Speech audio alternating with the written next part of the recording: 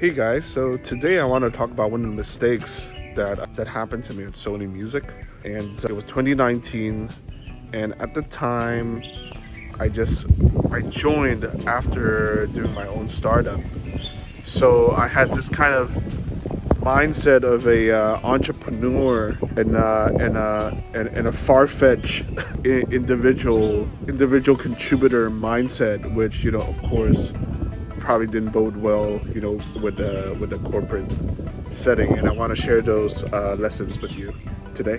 And by the way, in social media, I can't find like a lot of sort of like office politics advice for creative industries apart from Julian Cole. So I just want to give a shout out here before I move on any further.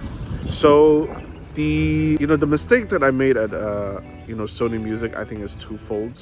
One is that when I went in, I sort of came in with a somewhat arrogant mindset of like, oh, I've done startup, I've raised lots of money, I'm gonna be this like individual contributor that's gonna bring in new business and rock everyone's world, right? I think that was probably like the mistake that I took when I took up the GM position at Sony Music. And the second mistake that I think I made was that I pride myself in my English capability, thinking that would be like one of my strong suits in building an entertainment career in Asia. But I should have done my homework, right? I think like I wanted to use my English and deal with New York HQ, but in retrospect, maybe that was the lane of my other colleagues and the lane of my boss, and perhaps I might have maybe rubbed off some people in the wrong way and stepped on other people's toes. So those are the two big mistakes that I could think of. So there are probably like 4 things that I recommend anyone in the same situation how I would handle differently. One is it's all about expectation management, right? So number 1, make sure you're locked in, one-on-one with your boss, and don't make any assumptions. Make sure that you align on goals and expectations for the role, right? So in my case, had I had more hands-on one-on-one, then I would have taken that opportunity to understand more from my boss's perspective on what's important to him, on growing the business. Which leads to the second point. When you have a conversation with your boss, I think one of the powerful questions to address is, let's fast forward, whatever, 3 months after, 6 months after, or 12 months after, what would success look like to you, right? I think that's a very important question to address, and make sure there's two modules here, or 2 pillars. Make sure that you ask your boss what's his or her vision of the business KPI and cultural KPI, right? So how that would look like might be, oh yeah, well, Eric, great question. I think in 12 months time we'll be in an awesome position if we're able to maintain business KPI of 20% revenue growth.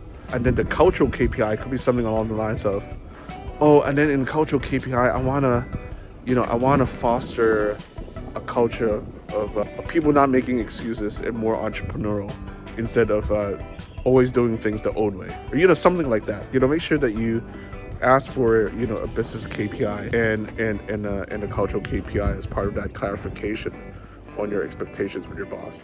And then what I'll do is to also ask those 2 questions with your peers, right? Because it's important to also get their perspective. Now remember though, like your boss viewpoint, you might get some divergent viewpoints in this process. Always remember that your boss opinions matters the most. But what you can do is to really gain a wider perspective from your peers on what's important to them.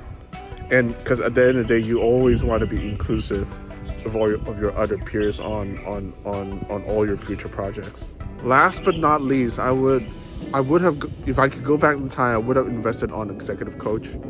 I think nowadays it's so important to not just be stuck in your internal ways. Make sure you that saying, like, you got to see the forest, from the trees, or something like that. Like in your company, you have your own biases, and I think it's prudent to counterbalance that with what's going on outside, who's doing the right things, and who's making mistakes. I think it's always helpful to have those viewpoints and perspectives, as a senior executive in the entertainment industry. All right, it was great making this video with all of you, and do share below, like, what are some of the sort of unwritten rules or unwritten questions that one should ask oneself, especially for any, I don't know, I guess, creative entrepreneurs that have gone back to corporates. What are some of the questions that made you thrive? Do comment below. Thanks for listening. And for anyone out there who might need some help on becoming a better entrepreneur, check out the show notes below. Feel free to book in a call, and let's see if we can help you out and take you to the next step.